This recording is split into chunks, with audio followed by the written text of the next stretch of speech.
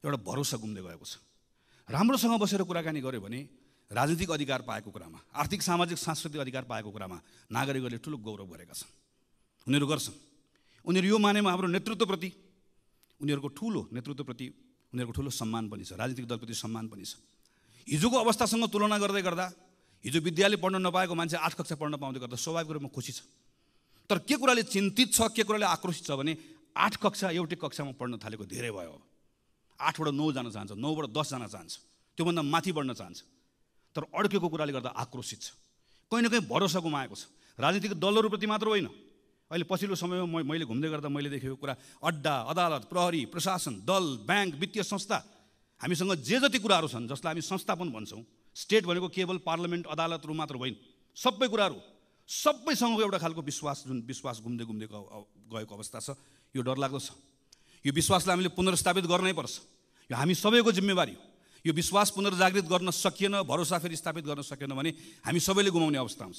यसका निम्ति फेरि पनि सबभन्दा बढी काम गर्नुपर्ने, सबभन्दा बढी जिम्मेवारी लिनुपर्ने सरकार सञ्चालन गर्नेले नै हो। सरकार सञ्चालन गर्ने कुरामा फेरि पनि सरकारको नेतृत्व गर्नेले नै हो।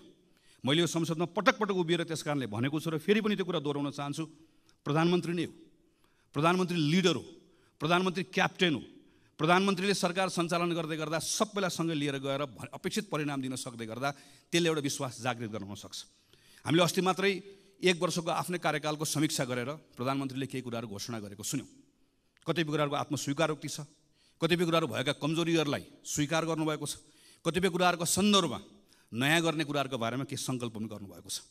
तर त्यही पुसबाट यहाँसम्म आइपुग्दै गर्दाका केही महिनाभित्रका गतिविधिहरू हामीले हेऱ्यौँ भनेदेखि भने प्रयासहरू गर्न खोजिएको छ, तर अझै पनि त्यहाँ ठिक ढङ्गबाट त्यसलाई त्यो लय पक्रिएको छैन भन्ने हामीले महसुस गरेका छौँ। मलखाद नपाएको कुरा यो संसदमा मैले गर्न थालेको 64-65 सालदेखि प्रत्येक वर्षको सिजन हुन्छ। हामी ठ्याक्क अब चैत वैशाखतिर आएपछि मलको बारेमा कुरा गर्छौँ, ठ्याक्क हामी असार आएपछि विपदको बारेमा। संसदको क्यालेन्डर बनाउँदै गर्दा मलको कुरा गर्ने, एसएलसीमा फेल भएको कुरा गर्ने भने क्यालेन्डर बनाइदिए पनि हुन्छ। कुन समयमा कुन महिनामा के को कुरा हुने भन्ने कुरा यसमा हामी गएको 10, 12, 15 वर्षदेखि लगातार त्यही विषयमा त्यो महिनामा ठ्याक्क कुरा गर्छौँ, त्यसलाई बिर्सन्छौँ, फेरि अर्कोचोटि आउँछ अर्को कुराकानी गर्छौँ।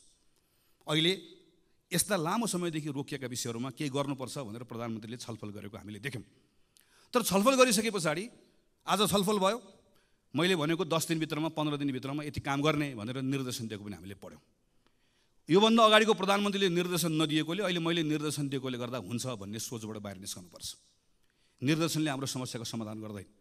प्रधानमन्त्रीले निर्देशन दिएको देखेपछि मन्त्रीले पनि निर्देशन दिने हो, मन्त्रीले दिएको देखेपछि संसदीय समितिले पनि निर्देशन दिने हो। सबैले सबैलाई निर्देशन दिने मात्रै हो। स्थानीय सरकारहरूको हालत यही छ, प्रदेशको सरकारको हालत यही छ। त्यसैले यहाँभित्र हाम्रो समस्याको समाधान खोज्नका निम्ति अतिरिक्त पहल कदमी चाहिएको छ। त्यसैले म फेरि दोहोऱ्याएर भन्छु कि प्रधानमन्त्रीले त्यो सिंहदरबारभित्र प्रधानमन्त्रीको कुर्सीमा बसेर दिनको 10 देखि 5 बजेको समय, जसरी एउटा कुनै संस्थाको प्रमुखले जसले संस्थाको नेतृत्व गरेको हुन्छ, दिनको निश्चित समय आफूले दिएको जिम्मेवारीभन्दा बाहेक अरू कुनै जिम्मेवारीको बारेमा चिन्तन गर्दैन, सोच्दैन, त्यसैलाई प्राथमिकतामा राख्छ। नेपालको प्रधानमन्त्रीले पनि त्यसै गरिकन काम गर्नै पर्छ। त्यसपछि मात्रै त्यो उपलब्ध भएको समयको बिचमा गरिने छलफलले समस्या पनि देखाउँछ, समस्याको पहिचान पनि हुन्छ, समाधान कसरी खोज्ने भन्ने कुरा पनि जान्छ र त्यसैले हामीलाई टुङ्गोमा पनि पुर्याउँछ। काम गर्ने तरिका नबदलिकन फरक परिणाम आउँदैन। उही काम गरेर फरक परिणामको अपेक्षा गर्ने कुरा केवल मूर्खता मात्रै हुन्छ। त्यसको सुरुवात स्वयं प्रधानमन्त्रीबाट गरिनुपर्छ। नागरिकहरूको बिचमा अर्को भएको ठुलो आक्रोशको विषय भनेको सुशासनको विषय हो। सुशासनको सन्दर्भमा हाम्रा संवैधानिक निकायहरूले अत्यन्त पारदर्शी ढङ्गले नै काम गर्ने हो। यो सरकारको कुरा मात्र होइन, राज्यको अरूको निकायहरूको पनि त्यत्तिकै दायित्व छ। संविधानले सृजना गरेका संस्थाहरूले पारदर्शी ढङ्गले काम गर्नुपर्नेछ। उसको विश्वसनीयतामाथि पनि प्रश्नहरू उठेका छन्, ती विश्वसनीयताले काम गर्नुपर्नेछ। सम्मानित अदालतको पनि यसमा भूमिका छ, संसदीय समितिहरूको पनि भूमिका छ। तर फेरि पनि सबभन्दा ठुलो भूमिका सरकारकै छ। सरकारले सुशासनको सम्बन्धमा मैले काम गरेँ भनेर हुँदैन। सरकारले गरेको कामहरू नागरिकले महसुस गर्न पाउनुपर्छ। नागरिकहरू आफैले त्यो कुरालाई नजिकबाट निहालेर हेरेका हुन्छन्। सरकारले गरेको काममा कुनै पूर्वाग्रह नहोस्, तर सँगसँगै सरकारले गरेको काम, सुशासनका निम्ति गरेका पहल कदमीहरू कतैबाट प्रभावित पनि नहोस्। प्रहरी, प्रशासन, अड्डा लगायतका कुराहरू कुनै खालका लोक रिझाइका निम्ति, कुनै स्टन्टबाजी गर्नका निम्ति, कुनै पत्र पत्रिकाको हेडलाइनमा आउनका निम्ति उसले कुनै पनि निर्णयहरू नगरोस् भन्ने कुराको स्वाभाविक रूपमा अपेक्षाहरू रहन्छ। यसो गर्दै गर्दा संसदको पनि पूर्ण रूपमा सरकारलाई साथ रहनुपर्छ। हाम्रो पनि डबल स्ट्यान्डर्ड हुनु हुँदैन। हामीले पनि घटना हेरेर प्रकरण हेरेर आफ्ना निर्णय आफ्ना मतहरू बनाउनु हुँदैन। जोसुकै होस्, जतिसुकै शक्तिशाली होस्, राजनीतिक शक्ति होस् कि आर्थिक शक्ति होस्, नेपालको सार्वजनिक जग्गा कसैले हडप्छ भने सजाय पाउनु पर्दैन, दण्ड पाउनु पर्दैन। जतिसुकै शक्तिशाली होस्, जुनसुकै पदमा बसेको होस्, हातमा ताकत होस्, कलम होस्, नागरिकता बनाउनलाई कृत्य गर्छ भने फलानु दलसँग जोडिएको छ, त्यस कारणले गर्दा कृत्य गरे पनि उसको कृत्य माफी हुन्छ, चल्छ। जतिसुकै शक्तिशाली होस्, जुनसुकै ताकत भएको होस्, आम नागरिकहरूले निक्षेप सङ्कलन गरेर जम्मा गरेको सहकारीमा ठगीको धन्दा चलाउँछ, ठगीको धन्दाको मतियार हुन्छ भने कानुनी कारबाहीको दायरामा आउनु पर्दैन, कानुनले कारबाही गर्नु पर्दैन।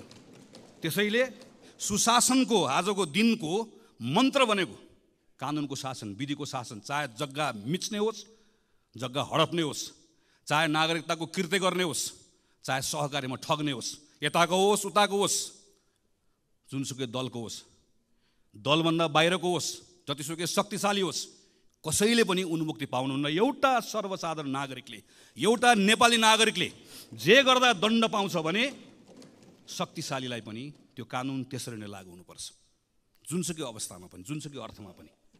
नेपाल सरकारले यो बाटो यसरी समात्दै गयो भने बल्ल एउटा विश्वासको वातावरण बनाउन सक्छ। अनि सँगसँगै राज्य भएको उपस्थितिको भरोसा दिलाउने कुरा, सुशासन सँगसँगै राज्यको उपस्थिति दिलाउने कुरा, केही विशिष्ट प्रकरणहरूका सन्दर्भमा मेरो राज्यले, मेरो सरकारले के गरिरहेको छ नागरिकले हेरिरहेको हुन्छ। हामी यो संसदमाबाट सुन्न चाहन्छौँ सम्माननीय प्रधानमन्त्रीकै मुखबाट जाजरकोट रुकुममा भूकम्प पीडितहरूको अहिले अवस्था के छ भन्ने कुरा पत्र पत्रिकामा आउन छोडे भनेर तिनका बारेमा हामीले सोच्न छोड्यौँ, हामीले छलफल गर्न छाड्यौँ, राज्यले त्यसका बारेको संवेदनशीलता गुमायो भने राज्य हुनुको अर्थ हुँदैन। हामी विपिन जोशीका बारेको कुरा यहाँ बसेर थाहा पाउन चाहन्छौँ। हामी यो बेलामा रुसमा अलपत्र परेका नेपाली युवाहरू फर्काउनका निम्ति सरकारले गरेको प्रयास अपुग भयो, अपर्याप्त भयो। त्यसका निम्ति थप काम गर्नुपर्छ। ती जसरी लगेका हुन् त्यो लानेहरू एउटा एउटा ठगलाई छाड्नु पनि हुन्न, एउटा एउटाले दण्ड पनि पाउनुपर्छ, तर तिनका निम्ति सम्पूर्ण प्रयास लाउनुपर्छ। एउटा एउटा आमाको आँखामा बगेको आँसु पुस्नका निम्ति राज्यले सम्पूर्ण ताकत लगाउनुपर्छ, अनि बल्ल राज्य भएको अनुभूति हुन्छ। सडक दुर्घटनामा मरेका मानिसहरूका बारेमा मर्छ, रिपोर्ट बन्छ, सहकारीबाट ठगिएका मानिसहरूका बारेमा रिपोर्ट बन्छ। ती सबै रिपोर्टहरू दराजमा गएर थन्किएर बसेका छन्। हामी हेर्न चाहन्छौँ यो अधिवेशनको दौरानमा सरकारले गरेको काम, अनि सरकारका मन्त्रीहरूले यहाँ उभिएर मैले यो रिपोर्ट पढेर यसको आधारमा यो 5वटा काम गरेँ भनेर त्यहाँ उभिएर हामी प्रश्न गर्न चाहन्छौँ, त्यहाँ उभिएर हामी सुझाव दिन चाहन्छौँ, त्यहाँ उभिएर परिणाम आएको हेर्न चाहन्छौँ। हामी सरकारलाई मद्दत गर्न चाहन्छौँ, किनकि आजको दिनको सरकारको कुरा मात्र होइन, सरकारमा बसेको कारणले गर्दा मात्र होइन।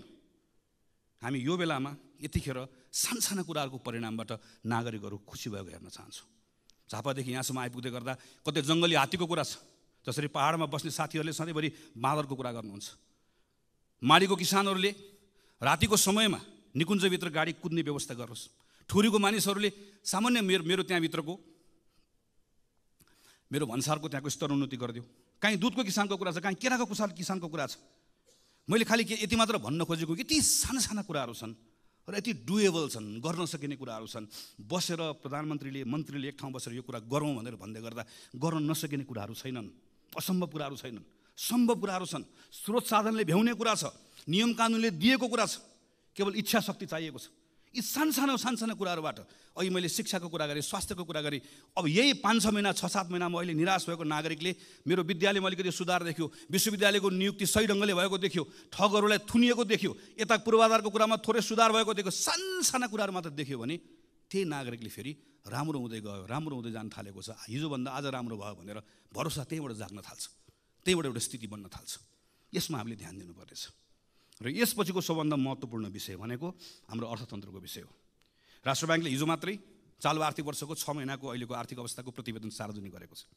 हाम्रो रेमिटेन्स, हाम्रो पर्यटकहरूको आगमन, हामीले अहिले प्राप्त गरेको ऋण, हाम्रो ग्रान्ट, फरेन डिरेक्ट इन्भेस्टमेन्ट, सबभन्दा ठुलो कुरा हाम्रो फरेन करेन्सीको रिजर्भ, सबैमा अत्यन्त सन्तोषजनक स्थिति देखिएको तथ्याङ्कले देखाउँछ। 6 महिनामा करिब 7 खरब 32 अरब रुपियाँ, 33 अरब रुपियाँ रेमिटेन्सबाट आएको छ। म त्यो खाडीमा, मलेसियामा, भारतमा, अरू देशहरूमा गएर काम गरेर दुःख गरेर नेपाल पठाएर आजको यो अप्ठ्यारोमा नेपाल चलाइराख्नुभएका नेपाल चलाउनका निम्ति, खास नेपाल चलाउने ती तमाम गएका साथीहरूलाई हामीले कहिले पलायन भयो भनिदिएका छौँ, कहिले भाष्यो भनिदिएका छौँ। म यो संसदको रोस्टरमा उभिएर तीप्रति सम्मान प्रकट गर्न चाहन्छु। तिनले पठाएको, तिनको मेहनतको कारणले गर्दा आज हाम्रो त्यो इकोनोमी चलेको छ। तर सरकार यो आँकडा हेरेर मात्रै मक्ख परेर बस्यो भने चाहिँ हामीहरू डुब्छौँ। किनकि यही बेलामा आँकडाको अर्को पक्ष पनि छ। ब्याङ्कसँग अहिले कहिले नभएको पैसा छ, त्यति पैसा थुप्रिएको छ, तर कर्जा लगानी नै हुँदैन। जम्मा 4% वृद्धि छ। तपाईँ हामी सबै घुमिरहेका छौँ। सानो व्यवसाय गर्ने पनि टाट पल्टेको छ, ठुलो व्यवसाय गर्ने पनि सबजना, सबैको हालत बेहाल छ। कोही मान्छे पनि ठिक भयो भनिरहेको छ। जुनसुकै सेक्टरमा जाउँ, रियल इस्टेटको सेक्टरमा जाउँ, म्यानुफ्याक्चरिङको सेक्टरमा जाउँ, एग्रो बिजनेस गर्ने सेक्टरमा जाउँ, स्मल इन्टरप्राइजेस गर्ने सेक्टरमा जाउँ, कहीँ कसैले पनि ठिक भयो भनेर भनिरहेको छैन। किनकि आन्तरिक अर्थतन्त्रमा ठुलो शिथिलता आएको छ। र यही बेलामा हामीले हेऱ्यौँ भने, अहिले पनि सुन्ने समय मैले सुनिरहेको थिएँ, यति निरस हाम्रो अहिलेको अवस्था। हामीले यदि खास गरिकन पुँजीगत खर्च हामीले हेऱ्यौँ भने आज 6 महिना 24 दिन भयो यो आर्थिक वर्षको, पुँजीगत खर्च कति भएको छ भन्दा 19.21%, जबकि आजको मितिमा 50% कम्तीमा खर्च भइसक्नुपर्ने हाम्रो अवस्था हो।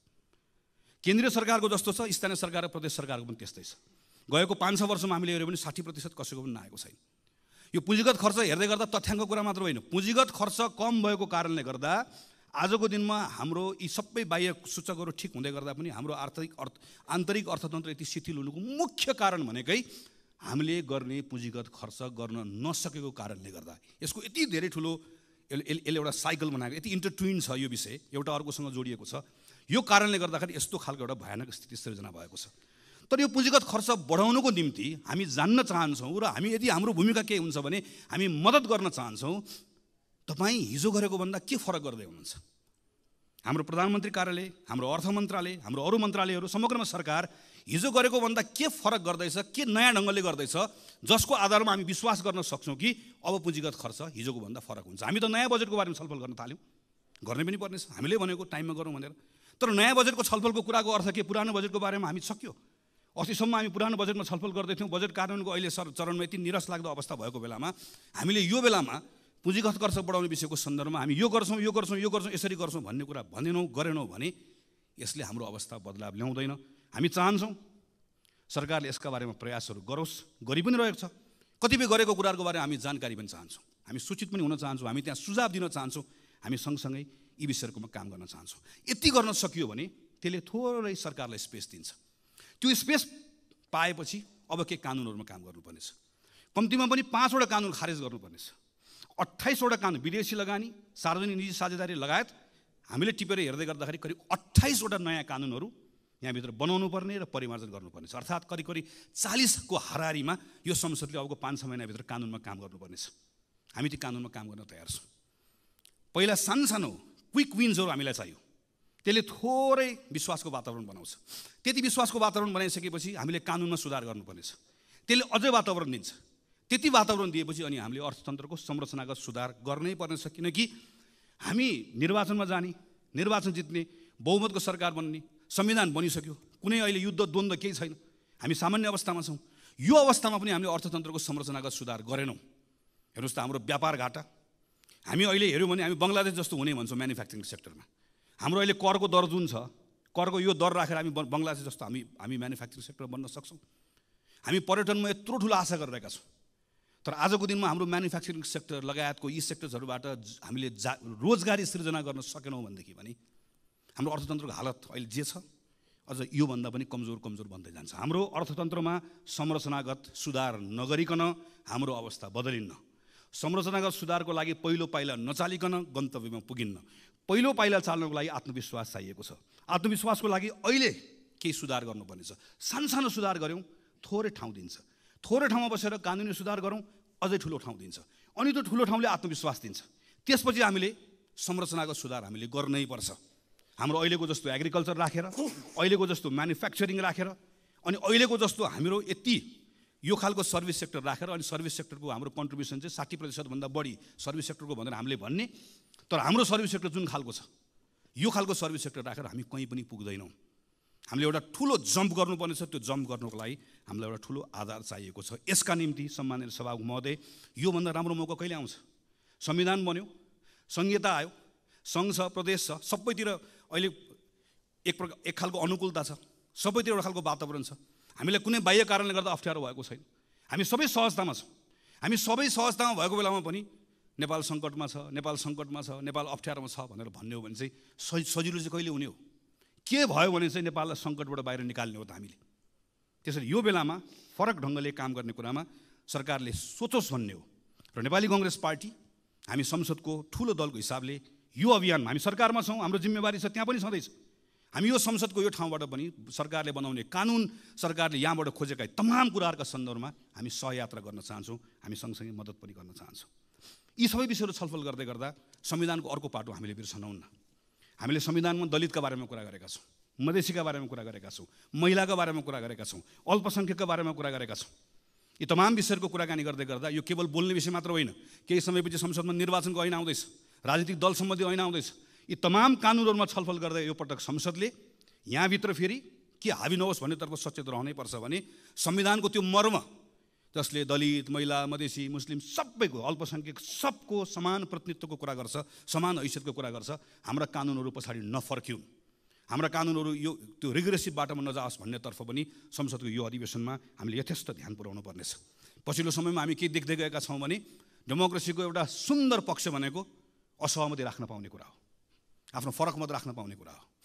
तर केन्द्र कतिपय ठाउँमा सङ्घको सरकार पनि हामी कतिपय ठाउँमा अनुदार हुँदै गर्दा त्यसको सिको प्रदेशको सरकारले, त्यसको सिको स्थानीय सरकारहरूले गर्न थालेर एउटा नागरिकका समूहले आफ्नो मागहरू राख्दै गर्दा, हाम्रा असहमतिहरू राख्दै गर्दाखेरि हाम्रो सिभिक स्पेसहरू हामीले खुम्चाउँदै जाँदै गर्दा, साँगुरो बनाउँदै जाँदै गर्दा यसले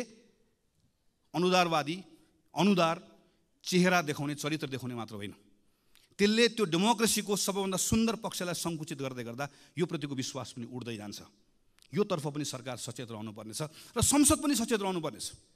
हामीले पनि सरकारलाई यो सन्दर्भमा हामी यो त्यो नभनिकन उसलाई सचेत गराउनु पर्ने, उसलाई ख्याल गराउनु पर्नेछ कि डेमोक्रेसीमा यहाँ संसदभित्र मात्र होइन, संसदमा हामीले सरकारलाई औँला तेर्साउन पाएको जस्तै नागरिकले पनि रत्न पार्कमा बसेर सरकारलाई औँला तेर्साउन पाउनुपर्छ, चाहे त्यो स्थानीय सरकार होस्, चाहे त्यो सङ्घको सरकार होस्। त्यो स्पेस यदि खुम्चिँदै गयो, साँगुरो हुँदै गयो भने त्यो आक्रोश सिङ्गो प्रणालीले थेग्नुपर्ने अवस्था आउँछ, जुन हामीले थेग्न नसक्ने अवस्था बन्न सक्दछ। त्यसैले सम्माननीय सभामुख महोदय, नेपाली कङ्ग्रेस पार्टीको तर्फबाट हामी यो पटकको यो अधिवेशन यसपटक हाम्रै माग, हामी सबैको माग रह्यो, हामी बजेटको प्री बजेट छलफल पनि अहिले गर्दैछौँ। यसलाई पनि हामी सार्थक बनाउन चाहन्छौँ, यो औपचारिकता मात्र नहोस् भन्ने चाहन्छौँ। हामी सरकारले भनेका तमाम जुन कमिटमेन्ट अनुसारको कानुनहरू यो संसदको अधिवेशनमा आओस् भन्ने चाहन्छौँ। त्यो सक्रियतापूर्वक त्यसमा हामीहरू भाग लिएर अन्य दलहरूसँग पनि सहकार्य गरेर हामी छिटोभन्दा छिटो हाम्रो संविधानको मर्म अनुसारको कानुनहरू बनाएर यहाँबाट पारित होस् भन्ने अवस्था होस् भन्ने हामी चाहन्छौँ। यो अधिवेशनमा सम्माननीय सभामुख महोदयले प्रारम्भमा भन्नुभएको जस्तै यसलाई हामी जिम्मेवार बनाउँछौँ, व्यवस्थित बनाउँछौँ, तर सँगसँगै सांसदहरूले राख्नुभएको कुराहरू चाहे शून्य समयमा होस्, चाहे विशेष समयमा होस्, यहाँबाट उठेका ती प्रश्नहरू केवल प्रश्नका रूपमा मात्र नहोस्, सरकारले निरन्तर रूपमा त्यसको जवाफ दिने अवस्था बनोस्। हामी यो सन्दर्भमा काम होस् भन्ने चाहन्छौँ। हामी यो बिचको समयमा यहाँभित्र दलहरूका बिचमा कैयन कुराहरू छन्, चाहे त्यो टिआरसीको कुरा होस्, चाहे हाम्रो अन्तर्राष्ट्रिय सम्बन्धको कुरा होस्, कतिपय कुराहरूमा हामीले एउटा साझा धारणा बनाउनु पर्नेछ, समान धारणा बनाउनु पर्नेछ।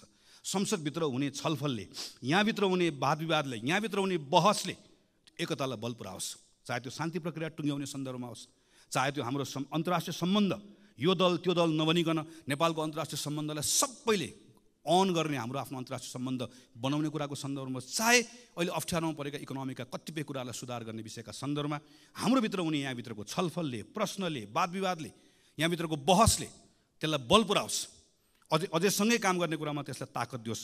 हामी यो चाहन्छौँ र यसका सन्दर्भमा नेपाली कङ्ग्रेस पार्टीको तर्फबाट सम्पूर्ण रूपमा हाम्रो कमिटमेन्ट छ। हामीले यो पटक अस्ति भर्खर बसेको संसद दलको बैठकको निर्णयमा भनेका छौँ, संविधानको रक्षा, यो व्यवस्थाको सुदृढीकरण र आम नागरिकहरूले व्यवस्थासँग गरेको जुन अपेक्षा छ त्यसलाई पुरा गर्ने भन्दा आजको दिनमा हाम्रो लागि अर्को कुनै विषय छैन, हाम्रो लागि अर्को कुनै प्राथमिकता छैन, त्यो नै हाम्रो लागि सर्वोपरि छ। त्यही मान्यताका साथमा यो पटकको संसदको अधिवेशनभरि यो हाम्रो पार्टीको तर्फबाट यहाँ उपस्थित रहनुभएको सबै सांसद साथीहरूले व्यक्तिगत रूपमा पनि र कतिपय ठाउँमा संसदीय समितिभित्र सबै ठाउँमा कानुन निर्माण गर्ने कुरामा, संसदको बहसमा, छलफलमा यी सबै कुराहरू सकारात्मक ढङ्गबाट जिम्मेवारीका साथमा क्रियाशील भएर कानुनहरू निर्माण गर्ने कुरा निष्कर्षमा पुगोस्। सरकारमाथि निरन्तर प्रश्न पनि होस्, कतिपय ठाउँमा प्रतिरोध पनि होस्, बहस पनि होस्, छलफल पनि होस्, सुझाव पनि होस्, सहकार्य पनि होस्। यी विषयका सन्दर्भमा हाम्रा सांसद साथीहरूले काम गर्ने भन्ने सन्दर्भमा जुन स्वाभाविक पनि छ, तर अझै बढी जोड दिएर हामीले अस्ति भर्खर भएको बैठकबाट निर्णय गरेका छौँ। त्यसैले आज पहिलो हाम्रो पार्टी दलको तर्फबाट आफ्नो विषयहरू राखेर आफ्नो विषयहरू टुङ्ग्याउने क्रममा म सिङ्गो सम्मानित सभामुख महोदय मार्फत सिङ्गो संसदलाई यो कुरामा आश्वस्त पार्न चाहन्छु कि जसरी यो अहिलेको यो अधिवेशन यसलाई सार्थक बनाउने भनेर सरकारले, सम्माननीय सभामुख महोदयले, सबै राजनीतिक दलका शीर्ष नेताहरूले, हामी सबैले एउटा सोच बनाएका छौँ, सङ्कल्प बनाएका छौँ।